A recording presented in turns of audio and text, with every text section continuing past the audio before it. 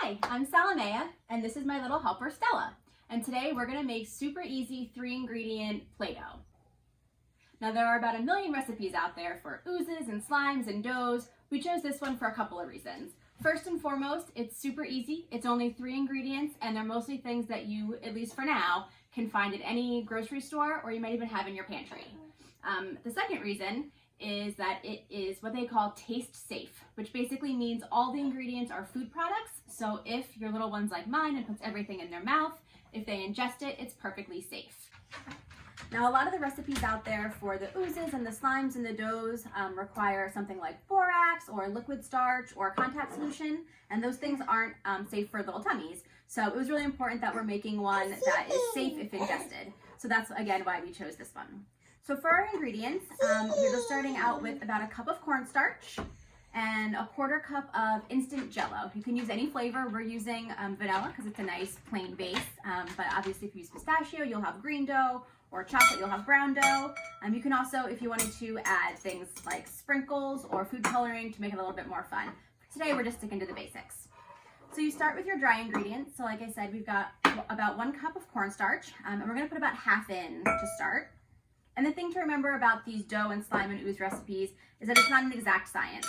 So as you're mixing, if you find that it's too sticky, you can always add some more of the dry ingredients. If it's too dry, you can always add some more water. And then we have our Jell-O. I'm sorry, our pudding. Okay, and then we're gonna add 1/3 cup of warm water. And then it's just as easy as mixing. So as you start stirring, it's gonna start to form what looks like a dough or a paste. It's gonna be a little sticky at first. So you just wanna keep mixing. And as it comes together, then you slowly incorporate more of your cornstarch. So we're just gonna mix this for a minute. Once it starts to come together, you'll get in there with your hands and start to knead it like a bread dough or a cookie dough. And if you have little ones who can help, this is where they can get in there with their hands and start mixing too. Okay, so it's sticky, so we're gonna add just a little bit more of the cornstarch. Very exciting.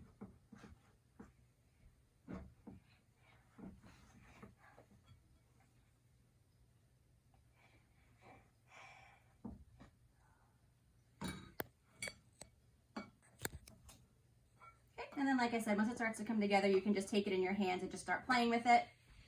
Depending on what consistency you want. Again, if you want it a little bit stickier or slimier, you want to use less of the cornstarch.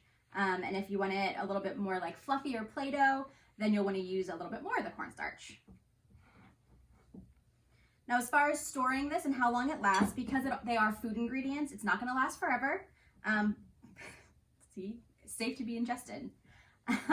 But if you store it in an airtight container or a Ziploc bag and keep it in the fridge, it should last you for up to a week.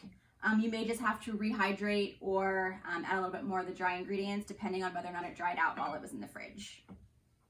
But as you can see, it's coming together and it's a really nice like dough consistency.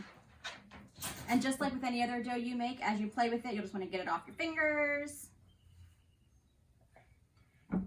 And keep rolling it in that cornstarch until it's nice and just dry enough. Oh yeah, I see. Okay.